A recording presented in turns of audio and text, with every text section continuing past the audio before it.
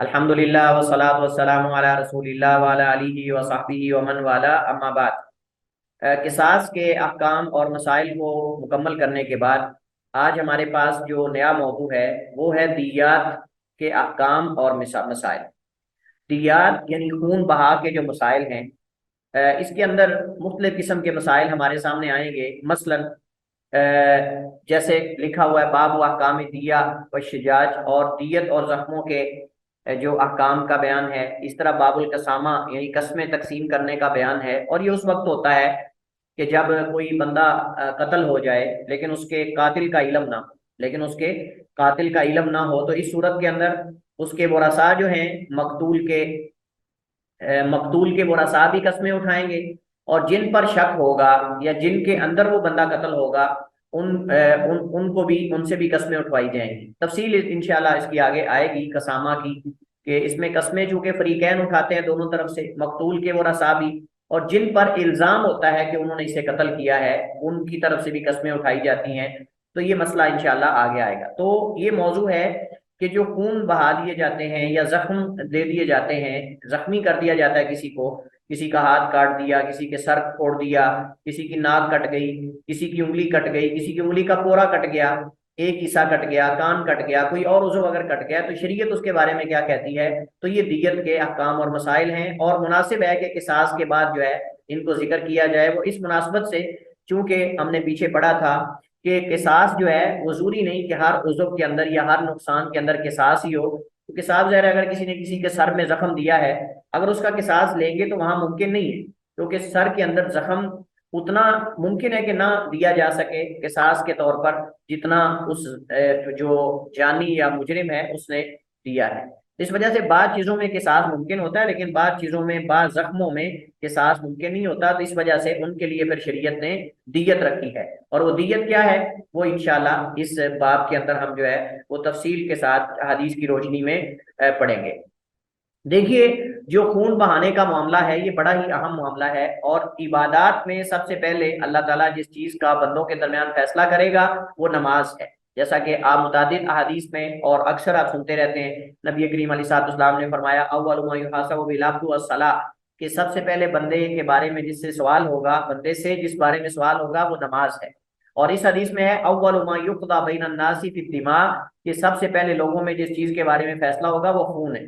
तो इबादात में सबसे पहले अल्लाह सुब्हानहू व तआला नमाज के बारे में सवाल करेगा, और खूनों के मामलात के अंदर सबसे पहले खून के बारे में जो है वो खून के मामले के अंदर अल्लाह ताला फैसला फरमाएगा। तो ये जाहिर तारुज नहीं है, क्योंकि वो इबादात से मुतालिक हदीस है, और ये मामलात और जो इंसानों के हकूक हैं उनके हवाले से ये हदीस है।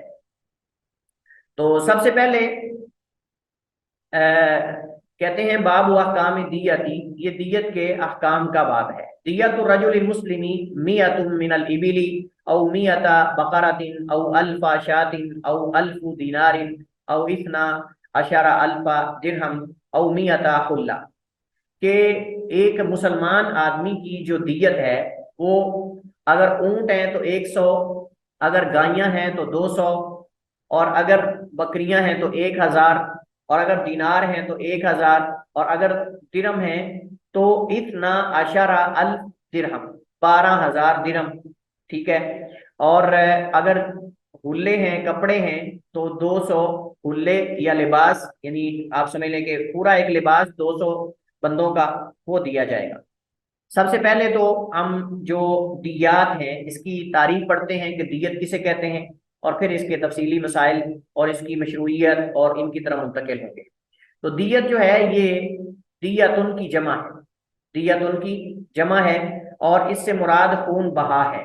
खून बहा, ये बा वदा यदी से है, असल में वदा या यदीयु, दरबा यदरिबु, दरबा यदरिबु वदा यदी, उससे मस्दर है जिसका माना है दियत देना, यानी दियत अदा करना या खून बहा देना। खून बहा देना या दियत देना, खून का इवज देना, खून बहाने का इवज देना वगैरह। और ये बाबे इत्तदा यत्तदी, बाबे इफ्तियाल से दियत लेने के माने में आता है।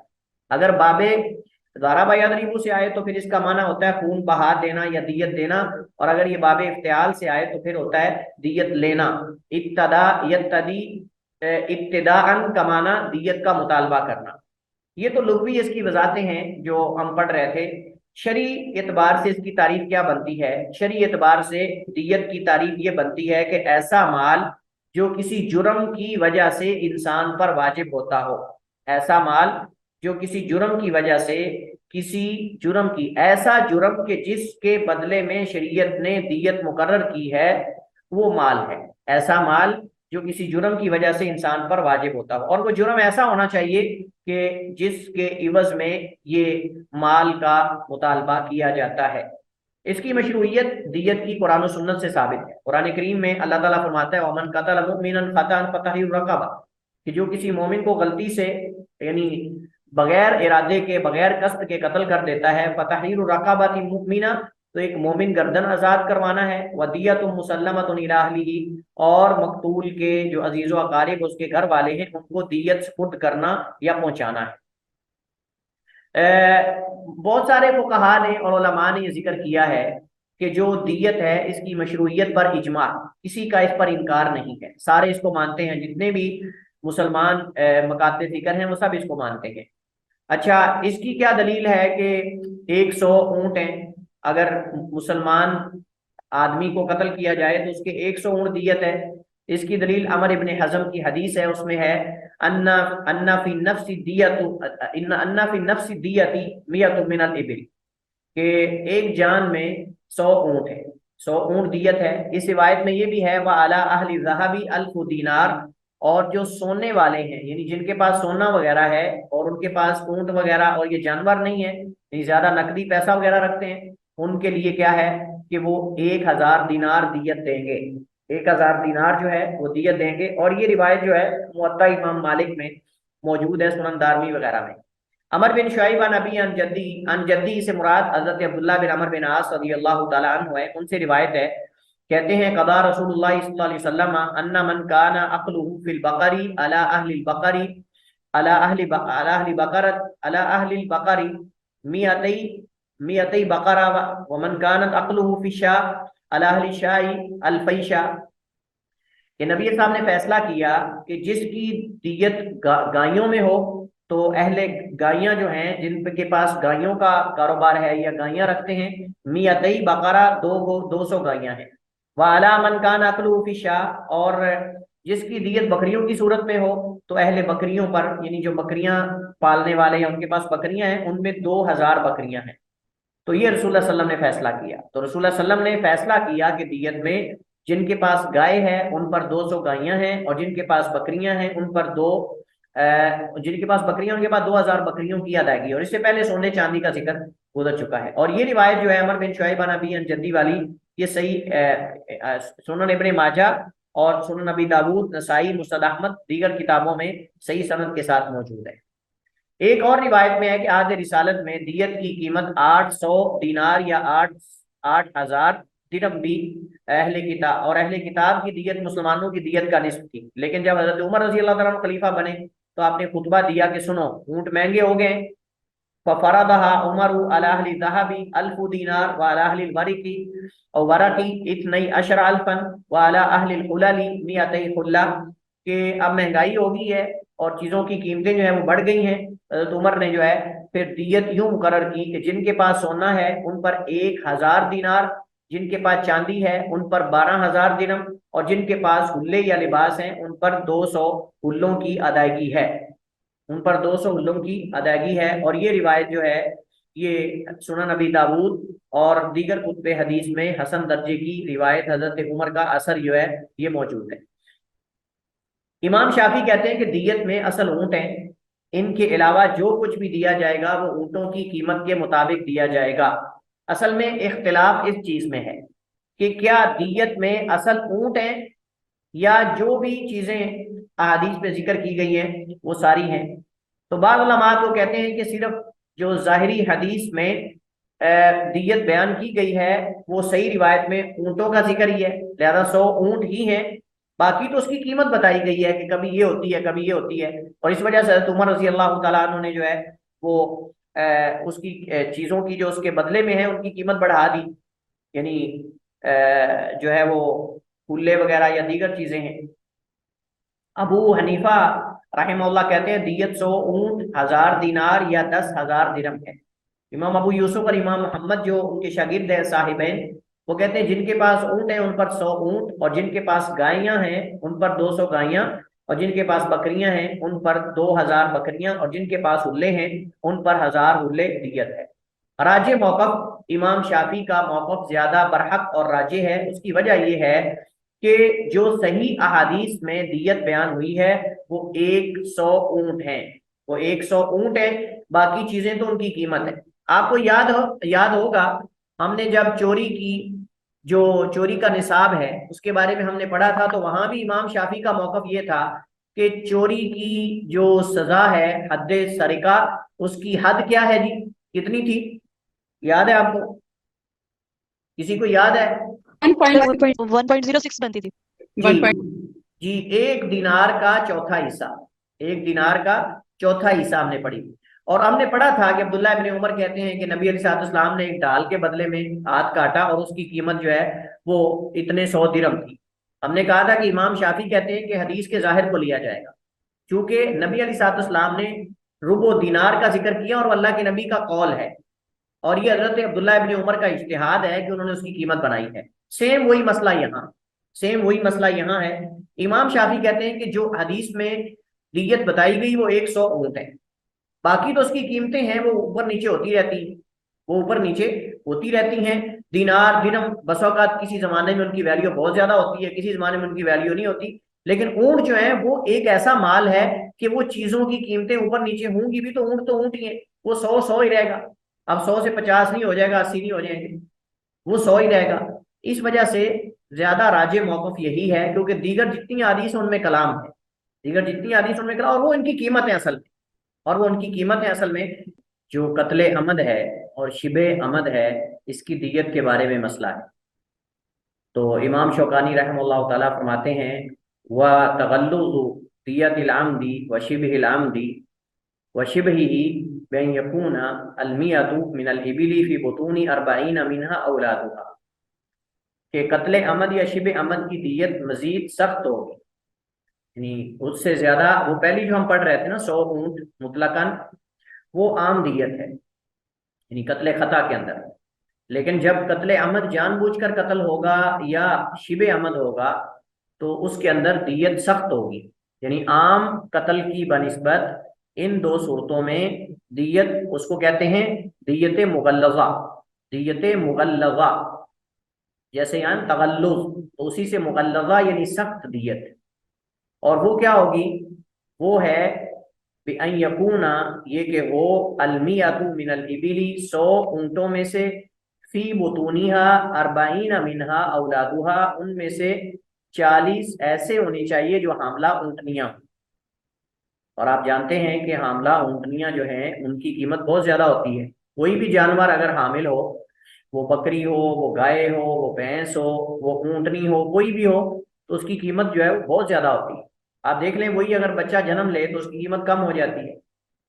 तो ये बहुत सख्त दियत है कि 100 ऊंट होंगे उनमें से 40 हामला ऊंटनियां होंगी, यानी जिनके पेटों में बच्चे होंगे। हजरत अब्दुल्ला बिन अमर रजी अल्लाह तआला अन्हुमा से मरवी है कि रसूलुल्लाह सल्लल्लाहु अलैहि वसल्लम ने फरमाया अला इन्ना दियत अल खताई, अला इन्ना दियत अल खताई शिबिल आमदी मा काना बिसौती वल असा मियतु मिनल इबिल मिनहा अरबाउना फी बुतूनिहा औलादुहा, कि खूब समझ लो, खबरदार, कत्ले शिबे अमद जो कि कोड़े या लाठी से किया गया हो, इसमें 100 ऊंट दियत है, जिसमें 40 हामिला ऊंटनियां होंगी। और ये रिवायत जो है वो सुनन नबी दाऊद और नसाई इब्ने माजा वगैरह में मौजूद है, और इमाम बुखारी ने इसको अपनी किताब तारीख अल कबीर में भी जिक्र किया है। क्या ख्याल है आपका, अगर इमाम बुखारी किसी हदीस को अपनी किताब तारीख अल कबीर में जिक्र कर दें तो क्या वो रिवायत जो है वो सही होगी? सर जितनी उनकी एहतियात है उसके मुताबिक तो सही होनी चाहिए। हाँ, असल में यही गलत फहमी है, असल में यही गलत फहमी है बात लोगों के यहाँ। वो समझते हैं कि इमाम बुखारी रहमतुल्लाह ताला ने जो शुरूत और जो सख्ती सही बुखारी में की है, शायद वही उनकी बाकी किताबों में भी। और बाज इसके बरक्स वो कहते हैं कि जब इमाम बुखारी की दीगर किताबों में ज़ईफ़ हदीस हैं तो फिर सही बुखारी में भी होंगी। बाज इस तरह करके लेते हैं। हालांकि सही बात यह है कि इमाम बुखारी रहमतुल्लाह ताला की जो शुरूत हैं ये सही बुखारी में है सेहत की। बाकी किताबों में उन्होंने किसी किताब में सेहत की शुरूत नहीं लगाई। बाकी उन्होंने अपनी किसी किताब में सेहत की शर्त नहीं लगाई। इस वजह से बाज नाम नेहाद स्कॉलर्स वो शेख अलबानी रहमतुल्लाह ताला पर तनकीद करते हैं। शेख अलबानी और बाज मुहक्किकीन पर तनकीद करते हैं, कहते हैं जी देखें शेख अलबानी रहमतुल्लाह ताला ने जो अदबुल मुफरद है इमाम बुखारी की उसके अंदर भी ज़ईफ़ हदीसें निकाली हुई हैं। सही अदबुल मुफरद और ज़ईफ़ अदबुल मुफरद ये कहाँ से ले आए हैं जी? भाई पहले आपको ये तो मालूम होना चाहिए ना कि इमाम बुखारी का मनहज क्या सारी किताबों में वही उनकी शर्त है जो सही बुखारी में। अगर सही बुखारी वाली शर्त सारी किताबों में है तो फिर तो आप समझ लें कि आंखें बंद करके उलमा ले लेते हैं और फिर इमाम बुखारी कहीं जिक्र करते उसको।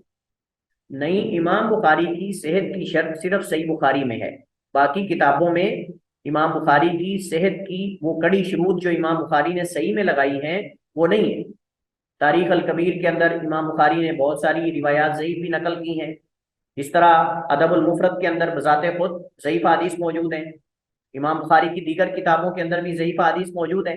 आप देखें कि यही लोग जो ये बात करते हैं कि जी इमाम बुखारी की तो अदबुल मुफरद को दो हिस्सों में तकसीम कर दिया है शेख अलबानी ने, एक ज़ईफ और एक सही, हालांकि इमाम बुखारी है वो। तो भाई इमाम बुखारी ने अगर यहाँ बात ये करते हो तो भाई इमाम बुखारी ने रफुल यदैन के बारे में भी तो एक किताब लिखी, उसको भी फिर पूरा मानो। जुज़ुल किरा, इमाम के पीछे किरात पढ़ने के करने के बारे में, सूरह फातिहा पढ़ने के बारे में भी इमाम बुखारी की किताब है, उसको भी तस्लीम करो। वहां आकर कहते हैं कि नहीं हम उसको तस्लीम नहीं करेंगे, रफुल यदैन के बारे में जो इमाम बुखारी की किताब है जो रफुल यदैन उसको तस्लीम नहीं करते। लेकिन अगर ये शेख अलबानी अदबुल मुफरद के ऊपर तहकीक करके उसकी बाद हदीसों को ज़ईफ कह दे तो कहते हैं इमाम बुखारी की अदबुल मुफरद पे भी ज़ईफ हदीसें निकाल ली। ये चूंकि ज़िम्नन बात आ गई है इस वजह से मैंने कर दी है कि इमाम बुखारी की जो तारीख अल कबीर है उसके अंदर ज़ईफ हदीस भी मौजूद है, क्योंकि वो इमाम बुखारी ने मुस्तकिल हदीस पर लिखी नहीं। वो तो तारीख की किताब है और तारीख के अंदर रिवायात आपको पता है सारी तरह की आती है। तारीख अल कबीर इमाम बुखारी की उसके अंदर मुहद्दिसीन ने बहुत ज्यादा उसे फवायद अखज किए हैं। उसमें 10,000 से ज्यादा रावियों की हालात जिंदगी है और उनकी रिवायात की तरफ भी इमाम बुखारी इशारा करते हैं। बाज की रिवायात जिक्र करते हैं और बाज की नहीं जिक्र करते। चलिए, जमहूर उलमा का मौक़िफ़ यही है कि कत्ले अमद और कत्ले शिबे अमद में दियत मुग़ल्लज़ा होगी, जैसे हमने जिक्र किया। मालिकिया का मौक़िफ़ यह है कि कत्ले अमद में औलिया की रजामंदी के मुताबिक और वालिद के अपने बच्चे को कत्ल करने में दियत मुग़ल्लज़ा लाजिम होगी। इमाम अबू हनीफा कहते हैं ये दियत सिर्फ कत्ले शिबे अमद में ही लाजिम आएगी।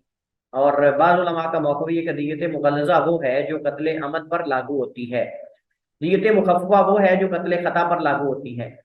ठीक है, और यही असल में फ़र्क है जो मैंने शुरू में जिक्र किया। कत्ले अमद में दियत मुग़ल्लज़ा होगी, इमाम शाफी और हनाबिला का यही मज़हब है। तो बहरहाल इस मसले में अगरचे जो है वो इख्तिलाफ मौजूद है, लेकिन राजे यही है कि ये फ़र्क किया जाएगा।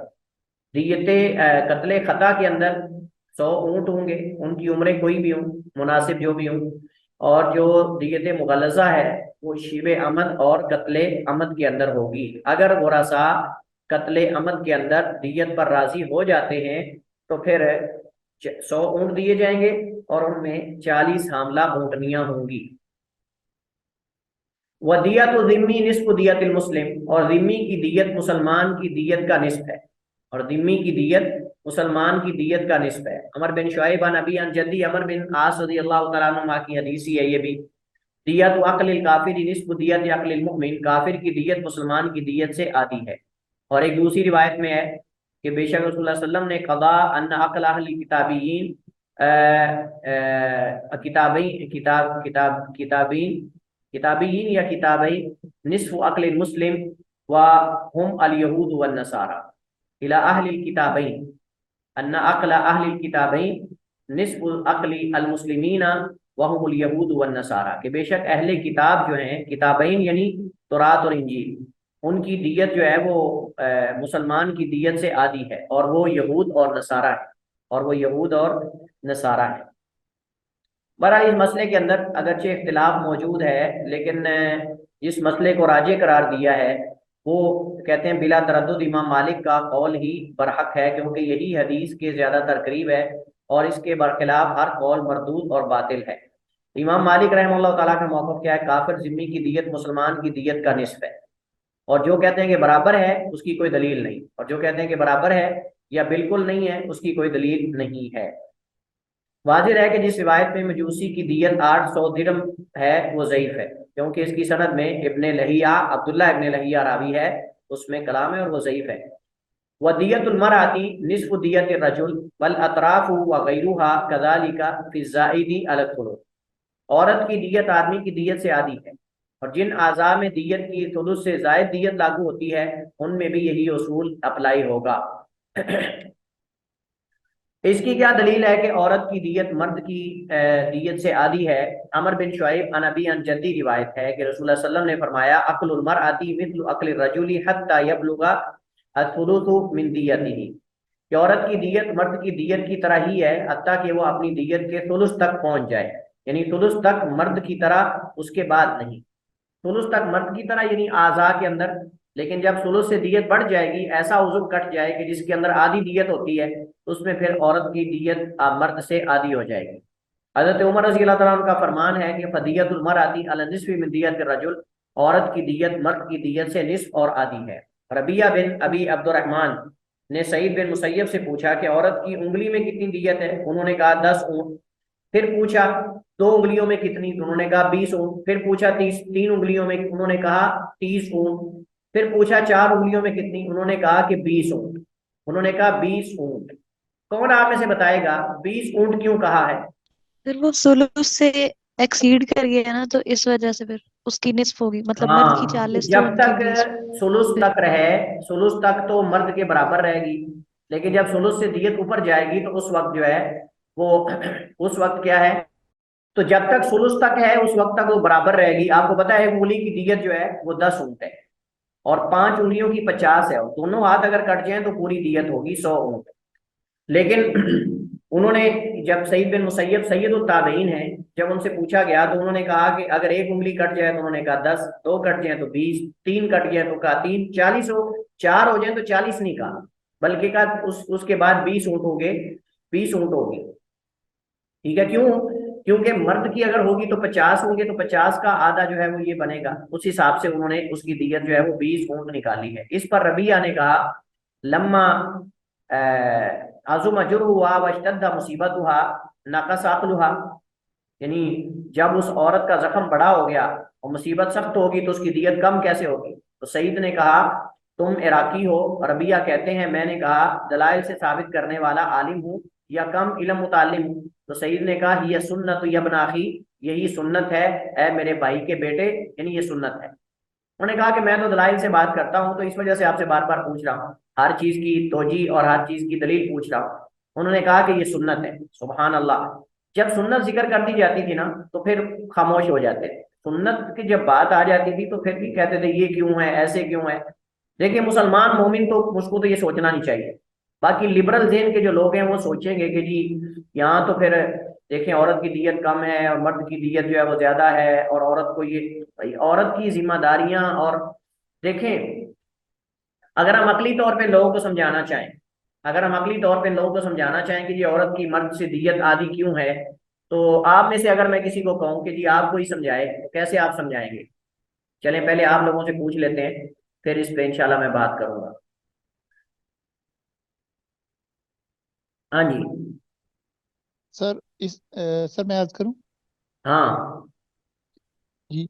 सर चूंकि मर्द की रिस्पॉन्सिबिलिटी ज्यादा है औरत की निस्बत, उसको मतलब जो है ना घर भी देखना है, बाहर भी देखना है, और औरत को भी मतलब जो है ना और बच्चियां नहीं होती, इसलिए उसका ज्यादा है। जी, तो ये एक आम मोटा सा जवाब है कि जी औरत की जो जिम्मेदारियां हैं, उसके जो फराइज हैं वो चूंकि मर्द के मुकाबले में कम होते हैं, और मर्द जो होता है उसके तहत कई लोग होते हैं। असल ये बात है, मर्द के तहत कई लोग जो हैं उस उनका वो जिम्मेदार होता है, कई मामलात, कई प्रोजेक्ट्स, कई चीजें चला रहा होता है, और वो कई उमूर सर अंजाम दे रहा होता है। एक ही वक्त में वो घर का सरपरस्त भी होता है, एक ही वक्त में वो किसी इदारे का सरपरस्त भी होता है, एक ही वक्त में मस्जिद का भी वो मामलात को देख रहा होता है, एक ही वक्त में वो लोगों को वाज़ नसीहत भी कर रहा होता है, एक ही वक्त के अंदर यानी कितने ही मामलात वो सर अंजाम दे रहा होता है एक ही वक्त के अंदर। और सबसे बड़ी बात यह है कि वो औरत जिसकी दियत शरीयत देती है, जे जिसकी शरीयत जो है वो सॉरी जिसकी दियत शरीयत उससे वसूल करती है, वो उस औरत का भी सरपरस्त है, उस औरत का भी वो सरबराह और जो है वो सरपरस्त है।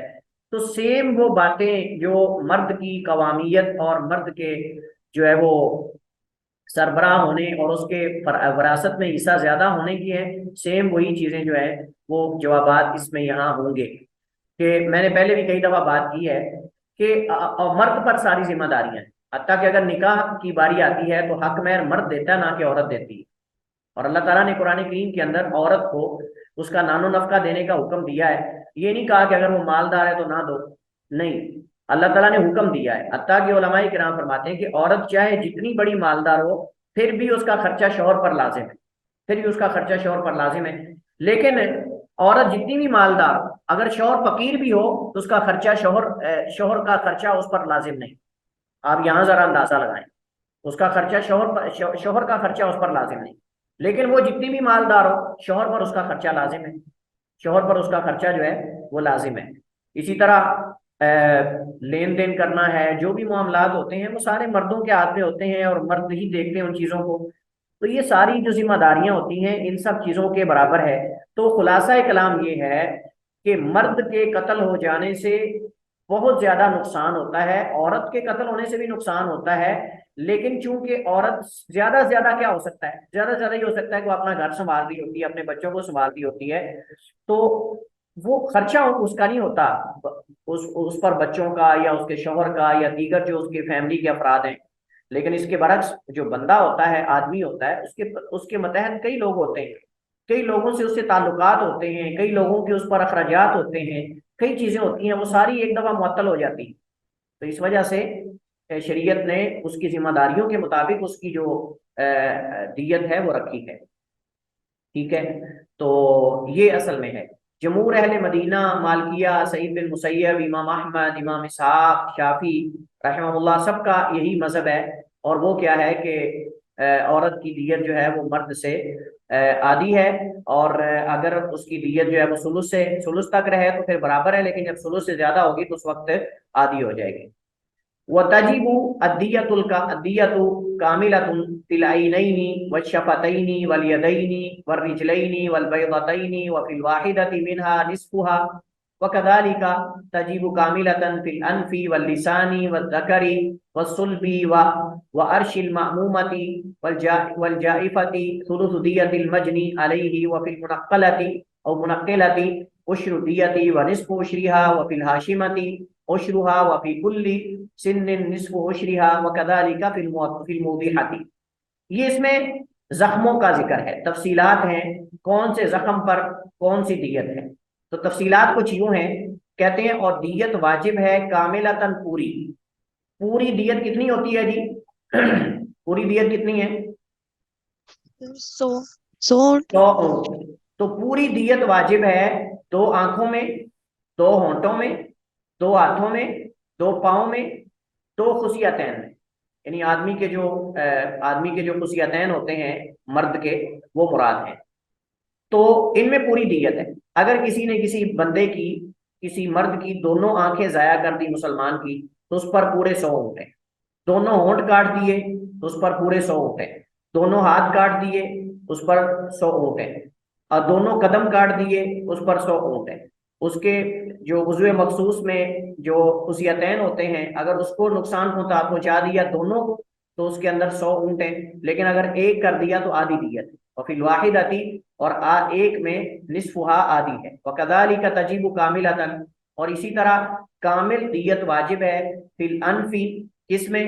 नाक में, जुबान में, जकर उज़्वे मखसूस में, वसुल, और इसी तरह पुश्त में। सुल का माना पीठ है, पीछे जो कमर होती है ना, कमर पुश्त, उसमें। वह अर्शिल मामूमती, और इसी तरह जो है वो ऐसा जख्म जो दिमाग तक पहुंच जाए।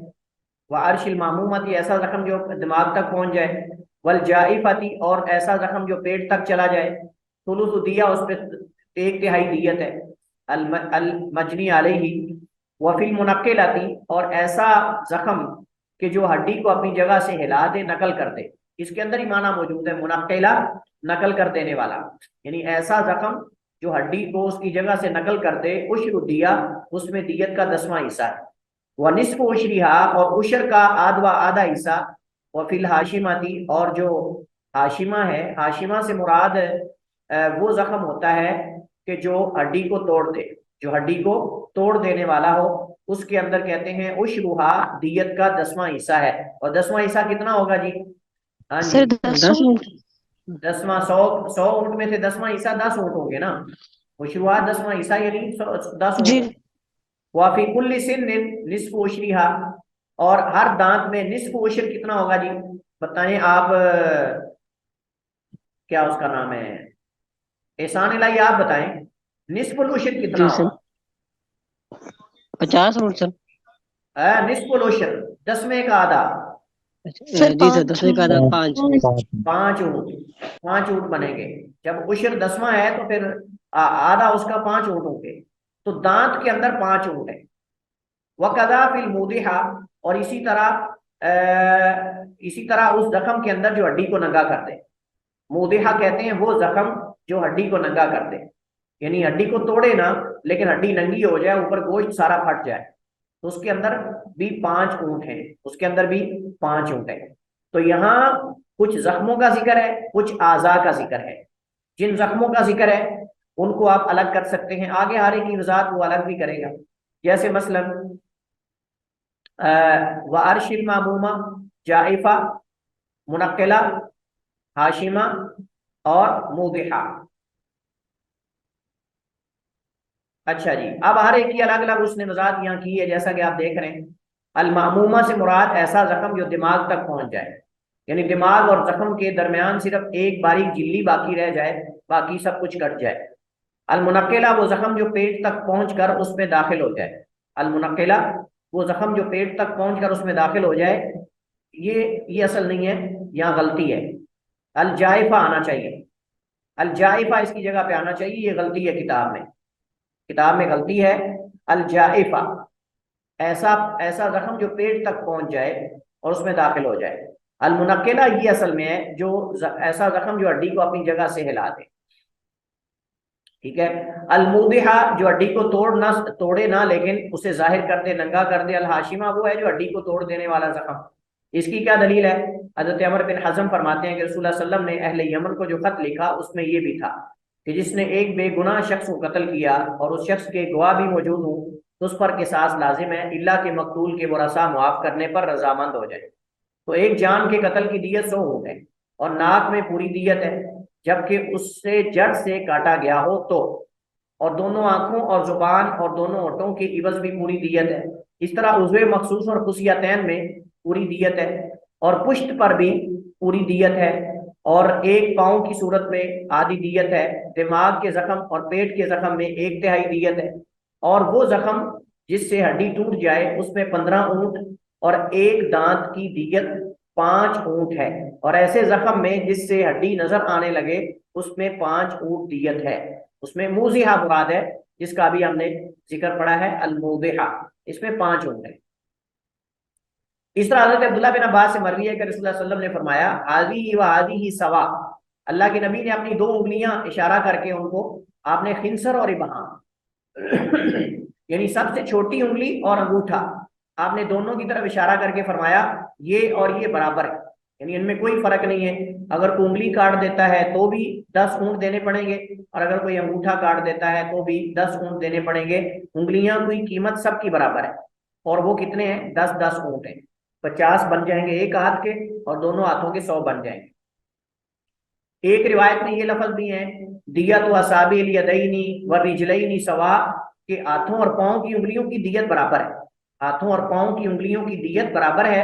और अश्र मिनल इबिली लिकुल्ली इस्बो, 10 ऊँट हर उंगली के बदले में, 10 ऊँट हर उंगली के बदले में। हजरत अब्दुल्लाह बिन अब्बास से मरवी है कि रसूलुल्लाह सल्लल्लाहु अलैहि वसल्लम ने फरमाया अला साबिउ सवा वल अस्नानु सवा असनियतु वद्दिरतु सवा, कि उंगलियां और जो सॉरी उंगलियां और जो दांत हैं ये बराबर हैं, और इस तरह सनिया जो सामने वाले दांत हैं और दाढ़ ये भी बराबर है, कोई फर्क नहीं। सामने वाला दांत तोड़ दे तो भी और अगर कोई दाढ़ तोड़ दे तो भी उसके अंदर दियत बराबर होगी।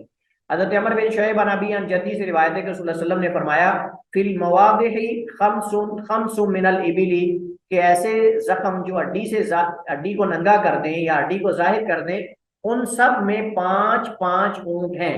यानी अगर एक बंदे के जिस्म पर 5 ऐसे जख्म कोई बंदा कुल्हाड़े से या छुरी से लगा देता है कि जिससे उसकी हड्डियां नंगी हो जाती हैं मुख्तलिफ मुकामात से, तो उसको 50 ऊंट देने पड़े। सॉरी उसको अगर 5 जख्म लगाता है तो उसको कितने आएंगे? 25। और अगर 10 लगाता है 10 लगाता है तो फिर 50। अगर जिस्म के मुख्तलिफ हिस्से पर अगर 10 उसको कुल्हाड़े से या छुरी से जख्म लगाता है जिससे हड्डियां नंगी हो जाती हैं, तो उसको जो है वो 10 के बदले में 50, और अगर 20 लग जाए तो पूरी दियत उस पर लाजिम हो जाएगी। ठीक है, ये असल मकसूद है। यानी जरूरी नहीं है कि एक जगह लगे, अगर जिस्म के मुख्तलिफ हिस्सों पर लगते हैं और हड्डियां नंगी हो जाती हैं, जितने वो कुल्हाड़े मारेगा, जितनी छुरियां मारेगा, उतने उस हिसाब से 5-5 ऊंट जो है वो उस पर डाले जाएंगे। सुनन नबी दाऊद की एक रिवायत में ये लफ्ज है फीकुल इस्बुइन अशरु मिनल इबिल, हर उंगली में 10 ऊंट हैं। वह फीकुल सिन्न खम्सुन मिनल इबिली, और हर दांत में 5 ऊंट हैं, और हर दांत में 5 ऊंट हैं। हजरत ज़ैद बिन साबित रज़ी अल्लाह तआला अन्हु फरमाते हैं अन्ना नबी सल्लल्लाहु अलैहि वसल्लम औजब फिल हाशिमती अशरम मिनल इबिल, अल्लाह के नबी अलैहिस्सलाम ने हड्डी तोड़ देने वाले जख्म में 10 ऊंट वाजिब किए हैं। अगर किसी की हड्डी टूट जाती है, बाजू टूट जाता है या टांग टूट जाती है या कुछ भी कहीं से हड्डी टूट जाती है, तो उस पर 10 ऊंट वाजिब है। अब आगे उन्होंने अक़वाल जिक्र किए हैं मुख्तलिफ किस्म के, और उलमा के मुख्तलिफ किस्म के अक़वाल दिए हैं, लेकिन सही बात यह है कि जो सही हदीस में साबित है उसको तस्लीम किया जाएगा। वमा अदा हादिही अल मुसम्माती फयकूनु अर्शुहु बिमिक़दारि निस्बतिही इला अहदिहा तक़रीबन, और जो इन मज़कूरा ज़ख्मों के अलावा ज़ख्म है जिनका जिक्र हदीस में नहीं है, उनकी दियत इनमें से किसी के तरफ अक़रब निस्बत के लिहाज से होगी। यानी जो जख्म किसी इंसान को लगाया जाता है, देखा जाएगा इनमें से वो ज्यादा करीब किसके है, इनमें ज्यादा करीब किसके है। अगर कोई ऐसा जख्म है जो पेट के जख्म के ज्यादा करीब है तो उसको पेट वाली दियत डाली जाएगी। अगर कोई हड्डी को नंगा कर देने वाला जख्म है तो उसके करीब करीब है तो उसको वो दियत डाली जाएगी। तो ये जो अहादीस में चंद मिसालें दी गई हैं, बाकी जख्म इन पर क्यास करके उनके करीब करीब जो जख्म होंगे उनको वो वाली दियत जो है वो डाली जाएगी। यानी जिसका ताल्लुक सर के साथ है, यानी सर के साथ, तो सर के जो है वो है जिसके सर के दिमाग तक पहुंच जाए। हदीस में उसका जिक्र मिलता है ऐसा जख्म कि जो सर के दिमाग तक पहुंच जाए, तो उसके करीब करीब अगर वो जख्म लगाता है सर के अंदर तो उसके करीब करीब का फैसला किया जाएगा। इस तरह दीगर जो आज़ा हैं उनको जो जख्म हदीस में बयान हुए हैं उनके करीब करीब उसकी दियत जो है वो रखी जाएगी। और इस सूरत में अगर वो उस हद तक नहीं पहुंचता, अगर वो जख्म उस हद तक नहीं पहुंचता जो हदीस में जिक्र है, तो फिर जो काजी है वो अपने इज्तिहाद से फैसला करेगा और अपने इज्तिहाद से जितनी मिकदार उसका नुकसान हुआ है उसके मुताबिक वो उस मारने वाले पर उसकी दियत जो है वो लागू करेगा।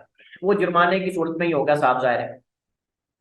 वफिल जनीनी इदा खराज मय्यतन अल गुर्रत, अगर पेट में से बच्चा मुर्दा निकले तो एक गुलाम दियत है।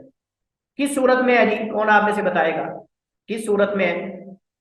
सर अगर किसी ने अटैक किया हो तो इस सूरत में बच्चा मर जाए तो?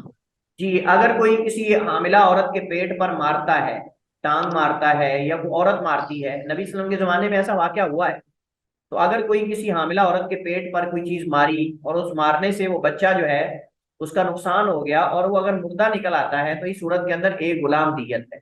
एक गुलाम दियत है, उसकी कीमत जो है जो भी होगी वो उसकी कीमत के हिसाब से दी जाएगी।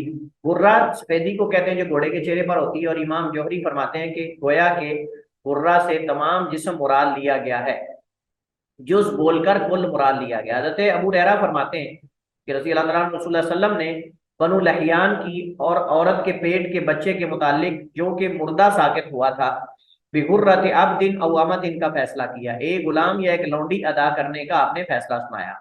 और वाकया मारूफ है कि उसके जो है वो उसके शौहर ने कहा कि कैसे जो है वो ऐसे बच्चे की दियत दे जो ना चीखा है, ना उसने आवाज निकाली है, ना कुछ खाया है, ना पीछे पिया है, उसकी दियत कैसे हम दें। एक रिवायत में है कि कबीला हुज़ैल की दो औरतें आपस में झगड़ पड़ी और एक ने दूसरी पर पत्थर दे मारा। इस पत्थर से वो औरत और उसके पेट का बच्चा मर गया। उसके वारिस मुकदमा नबी करीम की अदालत में लेकर आए और ये हमने पहले पढ़ी हदीस। तो फरमाया कि अन्ना दियत जनीनी हा गुर्रा, गुर्रा तो अब्दिन और वलीदतिन, कि एक लौंडी या गुलाम की पेशानी आजाद कर वो मुराद है, यानी वो दियत। दियत के वजूब के लिए जनीन की क्या कैफियत व सूरत होनी चाहिए, इसमें अहले इल्म ने इख्तिलाफ किया है। अहनाफ कहते हैं कि पैदाइश का कुछ हिस्सा जाहिर हो जाना ही काफी है, मसलन नाखून और बाल वगैरह। मालकिया कहते हैं दियत तब वाजिब होगी जब जनीन मुकम्मल हो या कम अज कम गोश्त का लोथड़ा बन चुका हो, गोश्त का लोथड़ा बन चुका हो, और ये महीनों के एतबार से उसका हिसाब जो है वो लगाया जाएगा। शाफी और हनाबिला कहते हैं दियत उस वक्त वाजिब होगी जब गोश्त का लोथड़ा बन चुका हो और शहादत से साबित हो जाए। शाफिया के नज़दीक 4 औरतों की शहादत और हनाबिला के नज़दीक कुछ सिका औरतों की शहादत काबिल कबूल होगी। हाफिज इब्न हजर फरमाते हैं कि फुकहा ने गुर्रा यानी गुलाम या लौंडी के वजूब में शर्त लगाई है कि जनीन माँ के पेट से मुर्दा निकले और जिंदा निकलेगा तो इसमें किसास या दियत वाजिब होगी, इसमें किसास या दियत वाजिब होगी। ठीक है। जनीन की मौत अगर माँ की मौत के बाद, अहनाफ मालकिया कहते हैं कि अगर जनीन माँ की मौत के बाद मुर्दा निकले तो मारने वाले पर माँ की दियत है और जनीन में स्वाय ताजीर के कुछ नहीं है।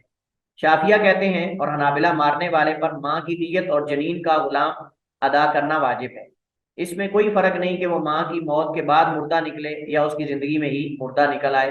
राजे शाफिया वगैरह का मौकफ ही अहादीस के ज्यादा करीब तर है और शाफिया का मौकफ यही है कि मारने वाले पर माँ की दियत और जनीन का गुलाम अदा करना वाजिब है।